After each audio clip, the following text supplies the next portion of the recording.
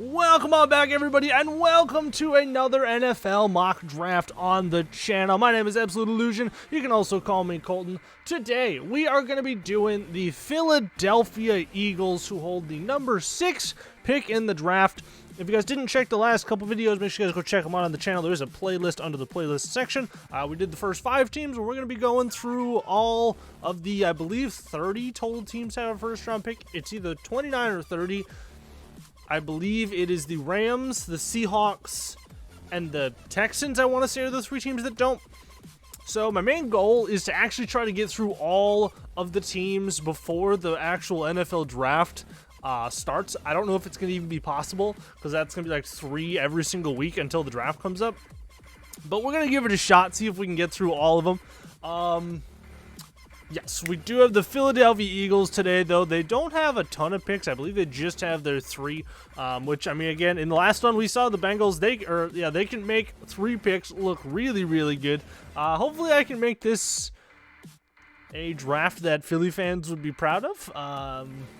They have a lot of holes. They ended up trading Carson Wentz, which I think might have been for the best for both Carson Wentz and the Eagles moving forward with Jalen Hurts. I think that he is their starting quarterback this next season. I don't think they look anywhere near a quarterback early in this draft, maybe later on if they felt like it. But they have a lot of needs at wide receiver, even though they picked one last year, Jalen Reagor. Not the greatest. He had some injury concerns. He just wasn't very good. They just released Alshon Jeffrey. They do rely on a lot of 2 tight end sets. So this draft is going to be very offense probably oriented. Their defense does have some holes as well, though. There is a player who I'd kind of like to see go to them. It ultimately depends on what happens with Zach Ertz, if he ends up getting cut, or if he's just not on the team this year, or if they know that he's going to be gone next year. They do love their 2 tight end sets. So there is a player on the board that I think would be kind of cool. I think you know who I'm alluding to. But we're going to jump in here. We're going to do the 3 around there just as normal, slow, so we can watch it all happen. And we're going to start the draft here and just see what happens. Trevor Lawrence should go number 1 overall. Yep. Zach Wilson will probably go number 2, as we've seen. This one, I don't know. Penny Sewell goes 3. Justin Fields goes 4. All right. 5. I didn't see who went there. But we do have a trade offer from the San Francisco 49ers. They seem to love to trade up in these mock drafts that I do. Number 12 for number 43 and 102 for number 6. Or number 7 and a 3. So we're sliding back 1 pick. And we're picking up an extra 3rd. I'm going to take that. I am definitely going to take that, because I would imagine the player I want is still probably on the board. I don't see the Lions taking him because it's not a need for their team. So we're going to accept this pick. They did go Rashawn Slater, who I actually just picked for them in the last one. Again, I'm not dropping back that far, and I am not dropping back that far. Jamar Chase is the one that goes off the board there. That's kind of what I figured. So this is where the player that I wanted on the board is still there, and this is who I'm going to take for them. It is Kyle Pitts, and you're probably like, well, hey, they've got Dallas Goedert, they've got Zach Ertz. Zach Ertz could be gone before this season or at the very end of next season, because I believe his contract expires after this coming season, as so does Dallas Goedert's, if I remember correctly. So I don't believe that they bring Zach Ertz back. Kyle Pitts gives them that crazy piece to do whatever they want with. He's a great tight end. He's gotten a lot better at blocking over the last year.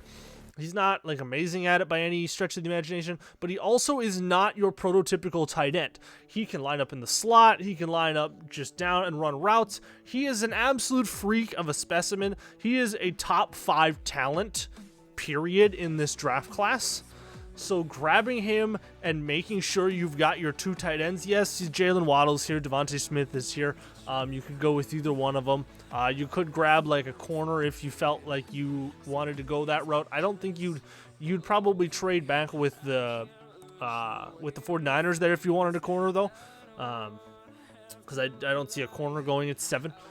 But Kyle Pitts is the type of player who could go this high, and he could even go in the top 5 if one of the teams really loves him that much.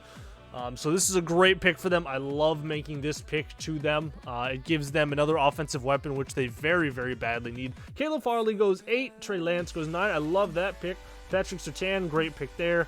Yep, Jalen Waddle, that's a very common pick there. Matt, whoa, Hello. Hello, my good friend. My boy Mac Jones just went at 12. What is happening right now? I mean, I love Mac Jones. Don't get me wrong. I love Mac Jones. But him going number 12 overall is a little high, I think. If you wanted Mac Jones as the 49ers, you would trade back for that. You're not trading up to grab Mac Jones. But I mean, hey, if they believe that's their guy, why not? Samuel Cosme goes there. Devontae Smith could go to the Vikings. He doesn't, though. That'd be freaking awesome. Devontae Smith is going to go to the freaking... I swear that somehow the New England Patriots are cheating. They're cheating in a fake mock draft. Devontae Smith never falls to them at 15. It is impossible. It is literally impossible. That will never happen. But hey, I guess that happens in this mock draft and all the other ones I do. Najee Harris, Michael Parsons goes there. I love that pick. Jeremiah Owusu goes there. I think this pick is a great pick for the Dolphins just to go linebacker no matter what. With Tevin Jenkins there, that's not bad. I don't know a ton about Tevin Jenkins in terms of overall as a player. Rashad Bateman, I love that pick. He is a very, very flat-out great player all around. Wow. Trading our second-round pick and a third to jump back into the first. I didn't see anybody that I really, really wanted, though. So I'm going to decline that pick. Elijah Vera-Tucker could have been an interesting one there. Christian Barmore going right there. Jalen Mayfield going right there. We do have pick 37. There's a couple guys on the board I think that we could use. There's some very, very good players. I guess we'll kind of see who ends up falling to us here, though, and then we'll just kind of roll from there. I do think this is probably a defense pick for the Eagles, unless somebody absurd falls to them at 37.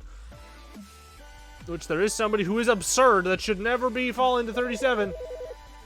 If he is still there, which I don't think he is, I think he went right there, and I'm going to be pissed if he went right there. Going back to 54, going back to 45, picking up 2 5s, 2 4 and 6. I am just decline these. He does go at 36. You've got to be kidding me, Dolphins. Holy crap. Do the Dolphins got Penny Sewell, Jeremiah Owusu, and Greg Rousseau in the second round? What on earth are we doing here? There is some solid players on the board, though. There is some players that I really, really like. Liam Eichenberg is a great player here. Trevon Moehrig, we all know how much I love him. Eric Stokes is still sitting here. Wow. There's some actually really, really solid players here. And I guess it kind of just depends on what route they want to go. I do think that they probably look corner here. And I did mock draft Eric Stokes to the Bengals in the last one. But man, that's a tough one. I really do like Asante Samuel Jr. here. I do like Eric Stokes. I just don't know. I believe that Asante Samuel Jr. fits their play style a little bit more. I guess, again, that could totally change since they have a new head coach. So I don't 100% know what route they're going to go there. Their offensive line is pretty solid. I think that they are losing a player. Man, do I go Dylan Evans here?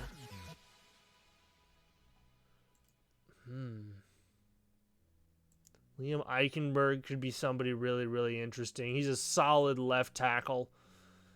Very, very NFL-ready left tackle. You know what? I am going to fall down here. It's not one of their biggest needs, but grabbing an interior offensive lineman. Alex Leatherwood is projected at offensive tackle. I think his position does say offensive tackle here. I think he's more of a guard in the NFL, though, and I love Alex Leatherwood overall as a player.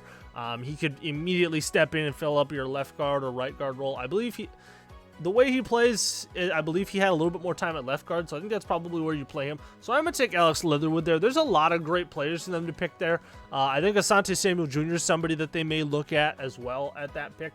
Eric Stokes goes at 40. That's a good pick for them.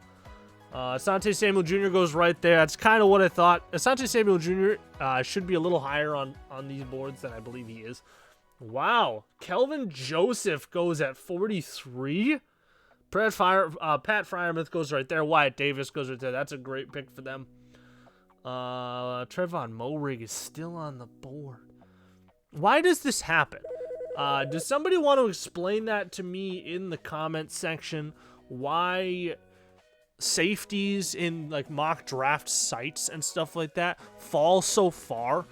Is it just because of the like lack of belief that the safety is an important role on the field? Like, you don't need to draft one high to get a good one? Because I mean, even in the last like 5 years, that's been very clearly proven wrong.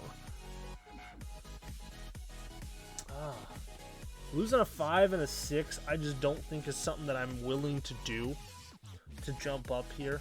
There is some great players on the board, though. I just think the corners that I would want are gone. So I'm going to decline this. Trevon Moehrig went at 51. Okay. That makes sense. Javonte Williams is still here. I don't know why he's still sitting there. That doesn't make a whole lot of sense. There is some solid players on the board, though. There's actually a couple of them here I'm looking at if they're there for our next pick. That was one of them, Chatarius Atwell. There is a couple more of them, though. Ooh, there's one right there I would love to get a hold of.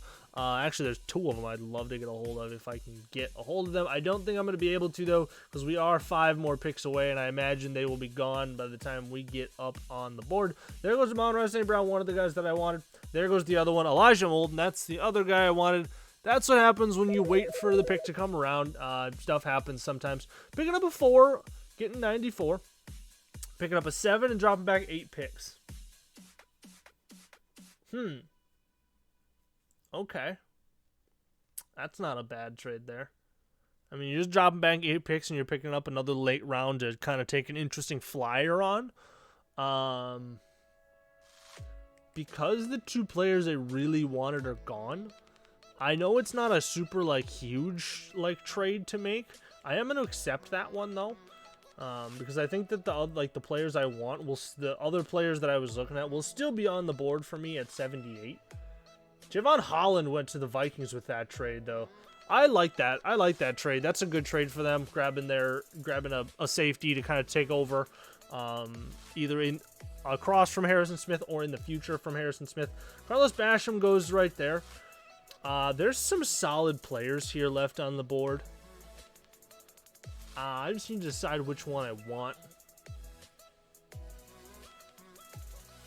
I like Sean Wade, but I think I like Tyson Campbell more. So that's where I'm going to go with this pick. Ifeatu's still here on the board, though, as well. He's 6'2". He's a very, very, very solid player. I believe... Hang on, let me check something here. Whoops. That's not what I was looking for here. I apologize, everybody. I just want to check something here before I make this pick. Because I'm kind of deciding between those 3 players right now. Let's see here. Okay. Interesting. Let's see if I can find where they are. Here we are. Okay. I'm just checking something here. Alright. I think that is kind of what I was looking for. I think I am going to go Tyson Campbell here, though. I like him as a player overall, and we do still have 2 more picks, so I'm perfectly okay taking another corner at one of these other picks. I love Tyson Campbell as an overall as a player. 6'2", 185, starting outside. It's mostly only in sub packages, supposedly is his ideal role. I think he's a lot better than that. I think he could immediately step in at like nickel corner. He could be an outside corner kind of rotationally, but he could very, very quickly develop after a year or 2 into a very solid starting outside corner. I need to watch a little bit more tape on him to get the full feel for him. Fetu, I don't want to butcher that name. I apologize. Sean Wade goes there. Wow. So the other two corners I wanted both go off the board there, and I'm okay with that.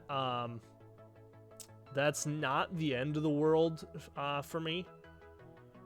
But let me see who else we got here. Just to take a look kind of where I want to go. DYAMI Brown could be an interesting player. Yeah, that's where I'm going to go with this pick. I love DYAMI Brown overall. He's not the biggest guy. I mean, he's 6'1", so he's still a solid size. But he just brings a lot of flexibility in his positional play. You can line him from the slot. You can line him outside. I think that he'd be a great piece for them just to kind of mold a little bit more into possibly a future better wide receiver. They need a lot of offensive weapons because their offensive weapons keep getting injured all the time. I am going to take this pick, drop back 4 more, pick up another 7. I know it's not crazy by any stretch of the imagination, but I do like that pick there. The player I want is still on the board. So I am going to decline this one though, and I will decline that one as well because the player I want is still there, and that is JABRIL Cox. JABRIL Cox, 6'3", 233, 4'3" player, exactly what I feel like they'd be looking for. He's the type of player that you could take a shot on in the 3rd round like this, and if you get the type of big gains back from him that he could possibly give you, this would be an absolute home run hit for them. And I feel like that would be a solid pick for them there. I know the other linebacker, Jamin Davis, was there as well. But I like JABRIL Cox a lot more. I like him a lot as a 3rd round player, maybe even a late 2nd round player, depending on the team that is scouting him. But let's look at our trades here. We ended up trading back from 6 to 7, picking up another 3rd, which I believe ended up trading. So I believe we ended up trading that one out. So that's why we don't have a player here. They ended up taking Jamar Chase. We ended up trading with the Vikings. We gave up 78 and picked up 236. We got Tyson Campbell. They grabbed Javon Holland. And then here is where we traded pick 88. And they grabbed Pete Werner. That would have been another player I would have been all right grabbing there. But I like JABRIL Cox just a bit more, so I'm okay dropping back 4 picks, picking up another 7th rounder, a very late one, so it's not anything big, but it could be a player that you don't want to have reach for undrafted free agents, so you grab that player with your pick there. We ended up grabbing JABRIL Cox. We ended up with 5 picks total. Not bad. We got Kyle Pitts, number 7 overall. I love that pick a lot for them. Got Alex Leatherwood, solid inside offensive lineman, left guard, right guard. Tyson Campbell, getting another good corner outside for you. DYAMI Brown, a very, very dynamic wide receiver in that he can play so many different roles on your offense. And then JABRIL Cox, a very solid 4'3" linebacker who could build into being one of your 3 linebackers for the future if he turns into the type of player that he could be. There is some issues with him. I'm not sure I could list them all off for you right now. It's just kind of what I watch with when I watch him play at LSU. He does have some things that he's going to need to work on, but I really, really like this draft for the Eagles. I'd be perfectly fine if I was an Eagle fan with this draft. But let me know what you guys think down in the comments. If you guys think this is a good draft, if you guys think I'm completely insane, definitely let me know. I love to hear back from you guys. If you guys like these, make sure you guys hit the like button as well so that it lets me know that you guys are enjoying this content or that you guys find this entertaining somehow. Make sure you guys subscribe to the channel too, please, if you do enjoy it. Trying to get to 1K subs. Make sure you guys also follow me on Twitter. Would be greatly appreciated at Absolute Colton down in the down in the description down there. And with that, I will see you all in the next one. Peace out.